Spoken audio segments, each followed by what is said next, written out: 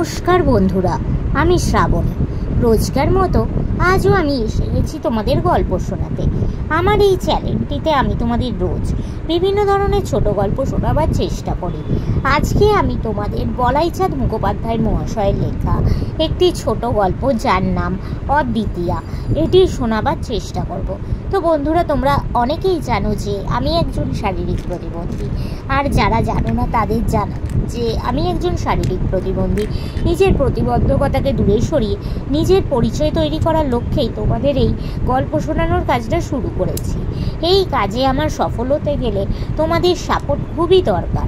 তাই আমি তোমাদের রিকোয়েস্ট করছি, প্লিজ তোমরা আমার বলা গল্পগুলো স্কিপ না করে গিয়ে পুরোটা শোনো। আমার চ্যানেলটা সাবস্ক্রাইব করো, ভালো লাগলে লাইক করো, কমেন্ট করো ও একটু শেয়ার করে দাও। আর এখনও অবধি যেসব বন্ধুরা আমার চ্যানেলটা সাবস্ক্রাইব করেছো তাদেরকে অনেক অনেক ধন্যবাদ জানালাম। তো চলো তোমাদের আজকের গল্পটা শোনানো শুরু করে দিই। অদ্বিতীয়া, লেখক বলাইচাঁদ মুখোপাধ্যায় মহাশয়। বেশ ছিলাম আমি আপিসে সাহেব, এবং গৃহে মা ষষ্ঠী আমার প্রতি সদয় ছিলেন। সাহেব আমার মাহিনা এবং মা ষষ্ঠী আমার সংসার বাড়াইতে ছিলেন। আমার পিতৃমাতৃকুলে আর কেহ ছিল না। উত্তরাধিকার সূত্রে কিছু টাকাও জুটিয়া গিয়াছিল। খাসা ছিলাম। প্রভাবতী অর্থাৎ আমার গৃহিণী গড়ে বছরে 1.5 করিয়া সন্তান প্রসব করিয়া 4 বৎসরেই আমাকে 6টি পুত্রকন্যার মালিক করিয়া তুলিয়াছিলেন। মাঝে 2 বার যমজ সন্তান হয়। এমন প্রজা বৃদ্ধির সত্ত্বেও কোনো অভাব ছিল না। হঠাৎ কিন্তু বেকুব বনিয়া গেলাম। 5ম বর্ষেও গৃহিণী তাহার স্বাভাবিক গর্ভভার বহন করিতেছিলেন। এবার কিন্তু ব্যাপারটা স্বাভাবিক হইলেও সহজ ছিল না বোঝা গেল, কারণ তিনি মারাই গেলেন। তিনি তাহার পিত্রালয় শান্তিপুরে ছিলেন। যদিও আমার শ্বশুর শাশুড়ি উভয়েই অনেককাল স্বর্গীয় হইয়াছেন, কিন্তু আমার শালক বিনোদ ডাক্তার বলিয়া প্রভা প্রতিবারই সেখানে যাইত। বিনোদ লিখিতেছে, হঠাৎ এক্সক্রেমসিয়া হইয়া দিদি 3-4 ঘন্টার মধ্যেই মারা গেলেন। আপনাকে খবর দেবার সময় ছিল না। কিডনি খারাপ ছিল। শেষদি ছেলেদের লইয়া সম্বলপুরে চলিয়া গিয়াছেন। তাহার চিঠি বোধ হয় পাইয়াছেন। পাইলাম তো। তিনি লিখেছেন, কি করব ভাই, সবই অদৃশ্য। তোমার ছেলেমেয়েরা এখন আমার কাছে কিছুদিন থাকুক। আমি তো বাজা মানুষ, আমার কোনো অসুবিধা হইবে না। ছেলেরা ভালোই আছে, কোনো ভাবনা করিও না। ইতি। কিং কর্তব্য বিমূঢ় হইয়া ছুটির দরখাস্ত করিলাম। কপাল গুণে আমার সাহেবও বদলি হইয়া গিয়াছিলেন। ছুটি সুতরাং মঞ্জুর হইল না। 2 মাস পরের কথা, সম্বলপুরবাসিনী শালিকার আর একখানি পত্র পাইলাম। তিনি অন্যান্য নানা কথার পর লিখিতেছিলেন, প্রভার সতীলক্ষ্মী ভাগ্যবতী ছিল। সে গেছে, বেশ গেছে। জাজ্জলমান সংসারে স্বামী ছেলেপুলে সব রেখে গেছে, কিন্তু তোমার তা বলে সংসারটা ছাড়খাড় করা তো ভালো দেখায় না, উচিত না। আমার কথা শোনো, আবার তুমি বিয়ে করো। এখানে একটি বেশ ডাগরডুগর মেয়ে আছে। যদি তোমার ইচ্ছে হয় বলো, সম্বন্ধ করি। আমার তো মেয়েটিকে বেশ পছন্দ, তোমারও নিশ্চয়ই পছন্দ হবে, ইত্যাদি নানারূপ কথা। 7 দিন ভাবিয়া, অর্থাৎ 1 টিন চা ও 5 টিন সিগারেট নিঃশেষ করিয়া আমি এই চিরন্তন সমস্যার যে মীমাংসা করিলাম তাহা মোটেই অসাধারণ নয়। শেষ দিকে যে পত্র দিলাম তাহা অংশত এইরূপ, বিয়ে করতে আর ইচ্ছে হয় না। প্রভার কথা সর্বদাই মনে পড়ে, কিন্তু দেখো শেষদি, আমার ইচ্ছে অনিচ্ছের ওপর নির্ভর করে তো সংসার বসে নেই। সে আপনার ছেলে ঠিক চলছে ও চলবে।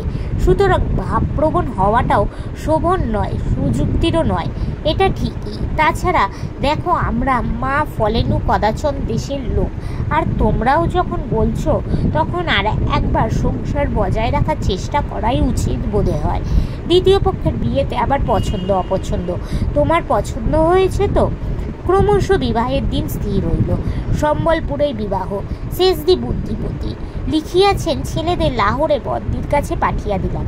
বাপের বিয়ে দেখতে নেই। স্বস্তির নিঃশ্বাস ফেললাম। যথাকালে সাহেবের হাতে পায়ে ধরিয়া হপ্তাখানেকের ছুটি লইয়া সোজা রওনা হইয়া পড়িলাম। একাই। এ বিয়ের কথা কাউকে বলিতে আছে কি ভাবিয়া যেন গোফটা কামাইয়া ফেলিলাম। একে এই কালো মোটা চেহারা, তার উপর কাঁচা পাকা 1 ঝুড়ি গোফ হইয়া বিবাহ করতে করতে যাইতে নিজেরই কেমন যেন বাঁধো বাঁধো ঠেকিতে লাগলো। বিবাহ বাসর ওই অবগুণ্ঠিকা ছেলি পড়া মেয়েটি আবার আমার সঙ্গিনী হইতে চলিয়াছে। প্রভাকেও একদিন এইভাবেই পাইয়াছিলাম, সে কোথায় চলিয়া গেল। আজ আবার একজন আসিয়াছে, ইহার কিডনি কেমন কে জানে। নানারূপ এলোমেলো কথা মনে আসতে লাগিল। প্রভার মুখ বারবার মনে পড়ে। ছেলেগুলো না জানি এখন কি করিতেছে, মৃত্যুর পরও কি সত্যি আত্মা থাকে? এ মেয়েটি বেশ বড়সড় দেখিতেছি, কিন্তু ভারী জড়সড় হইয়া বসিয়া আছে, একেবারে মাথা নিচু করিয়া। আচ্ছা, প্রভার আত্মার যদি গৃহামি যন্ত্রচালিত বিবাহ অনুষ্ঠান চলিতে লাগিল। শুভদৃষ্টির সময় মেয়েটি কিছুতেই ঘোমটা খুলিল না।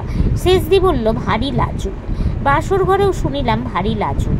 আপাত মস্তক মুড়িয়া পাশ ফিরিয়া শুইয়া এলো। আমিও ঘুমাইলাম। শেষদি লোক জমিতে দেন নাই।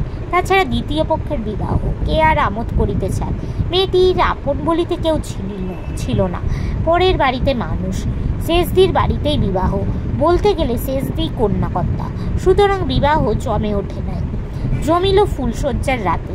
বক্ষে অনেক আশা ও আকাঙ্ক্ষা লইয়া ঘরে ঢুকিয়া দেখি আমার 6টি সন্তান আর একটি নবজাত শিশু লইয়া স্বয়ং প্রভা খাটে বসিয়া। স্বপ্ন দেখিতেছি নাকি? প্রভা কইল, ছি, শেষদিরই জিত হলো। মানে আবার কি? এবার ছেলে হওয়ার সময় ভারী কষ্ট হয়েছিল। অপরাধের মধ্যে শেষদিকে বলেছিলাম যে আমি মলে ওর ভারী কষ্ট হবে। শেষদি বলল, হাতি হবে। 3 মাস যেতে না যেতে ফের আবার বিয়ে করবে। আমি বললাম, কখনো নয়। তারপর বাজি রেখে শেষদি আর বিনোদ মিলে এই ষড়যন্ত্র করল। আমি শান্তিপুরেই ছিলাম। আজ এই সন্ধ্যাবেলা এসেছি।